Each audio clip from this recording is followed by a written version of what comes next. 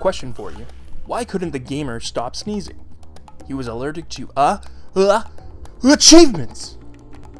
So anyway, enough of that. My name's Whit Witterson. I am not claiming to say that I have the highest gamer score in the world. I am just one that is obsessed with it, achievement hunting those achievements. So I'm making a video here today to help you guys get started, get your first 100,000 or so. But disclaimer, achievement hunting has a cost, right? There are games that have free achievements, but it's not really going to get you that high. These are the lowest, most bang for your buck achievements that I can provide that will get you going, get you started in your journey to get that, nerd score as high as possible. So anyway, we'll get through that, and we'll start off with the most important thing: bang for your buck.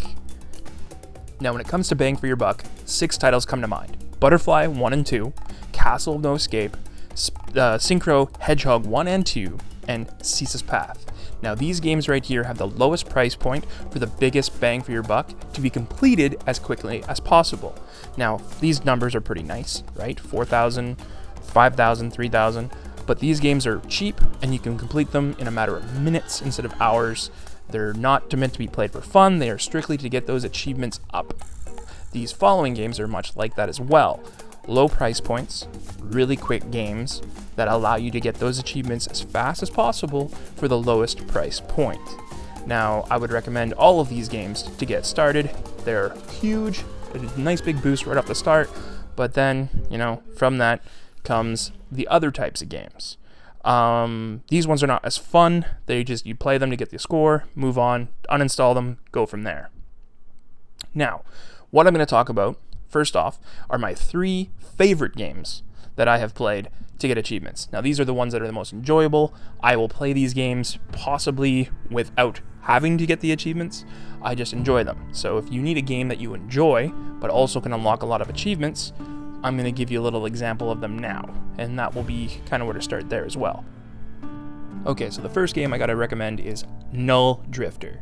Null Drifter is a space-type shooter that I just had fun playing. It's $7, and the entire time I didn't feel like I was grinding anything. I really enjoyed it, leveling up my ship or my character, just going through the game. I highly recommend playing this one if you want something to pass time and have fun.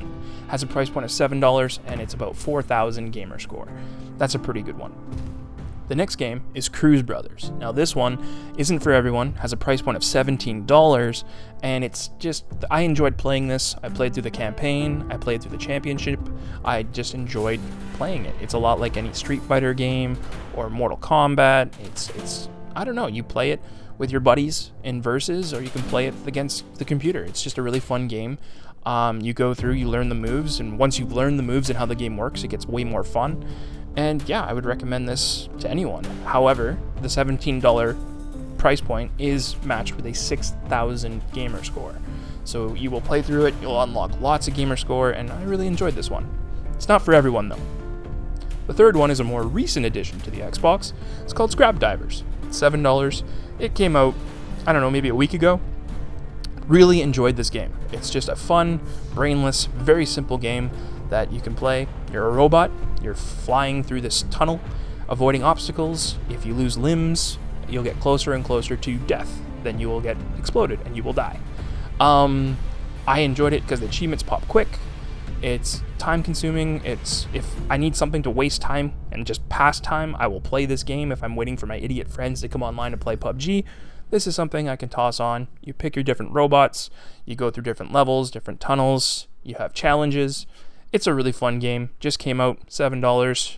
I would recommend playing this. And I can see myself playing this multiple times in the future. Sometimes they also add more gamer score. So if they do add more gamer score, then that's another bonus too. Companies like Xtillion will allow you, maybe it's Zetalon, I don't know. They will add achievements because they know that that's what their market is. Scrap Divers, highly recommend, $7. Only 1,000 G, but hey, it's a really fun game for a good price point that just came out. Now, I just want to take a moment to talk about some games like PUBG.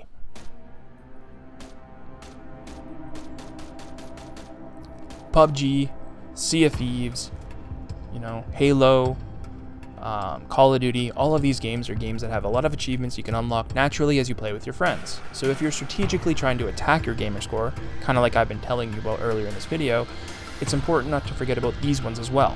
You can play with your friends, pass the time, and naturally unlock achievements that will build your gamer score. I really enjoy PUBG. I highly recommend that to anyone. I maxed out 1000 G in it very quickly, over the years, without even realizing it. So it's just something you do. I recommend playing these games, having fun, because gaming is about fun. It's not all about achievements.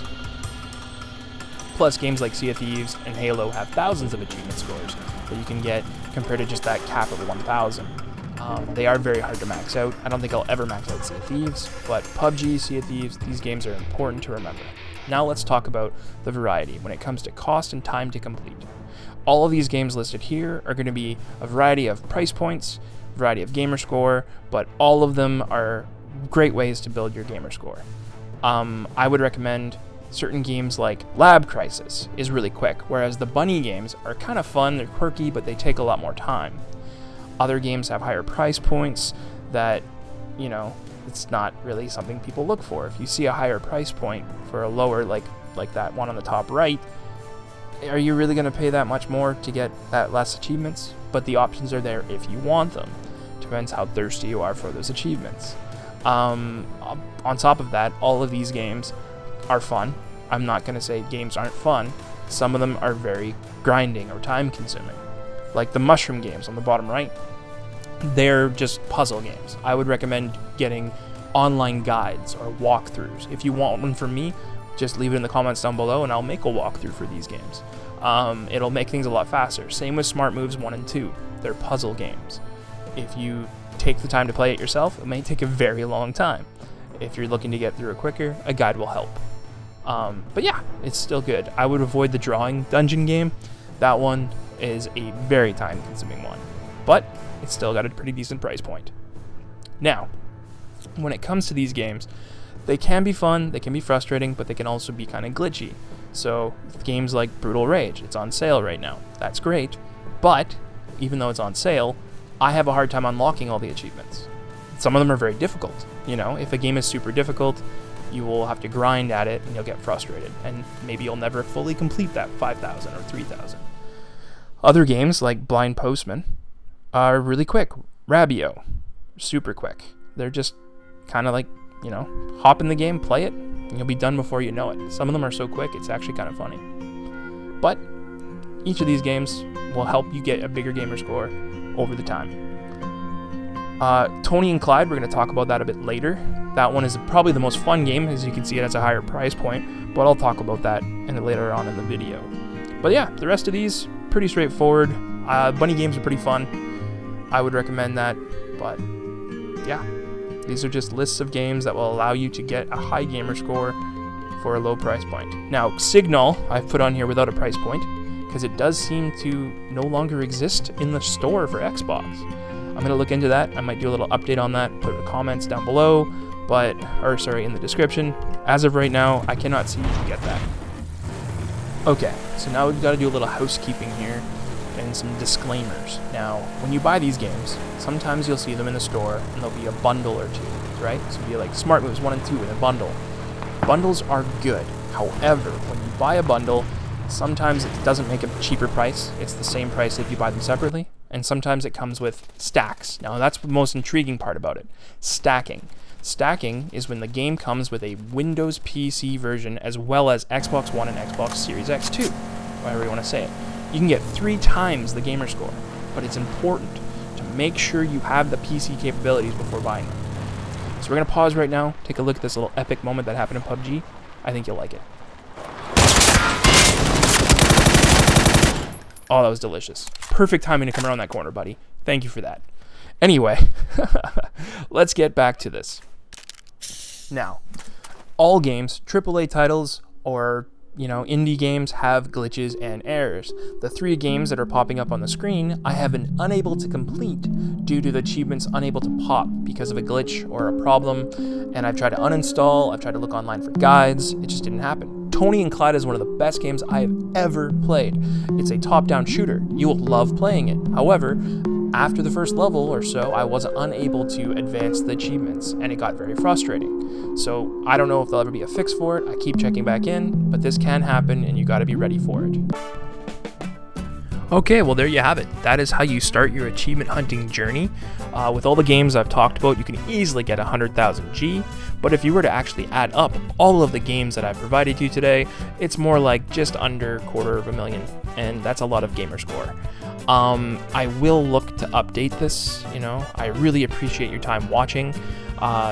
Just leave comments down below, and I will answer all the comments that I see. So most importantly, please like, please comment, and please subscribe because it helps me out, and it helps me know what you need and how I can help you more. I'm looking to provide updates, walkthroughs, tips and tricks in the future. If there's anything you're looking for, let me know and I will try my best to help. Other than that, happy hunting, get out there and get those achievements. GG guys.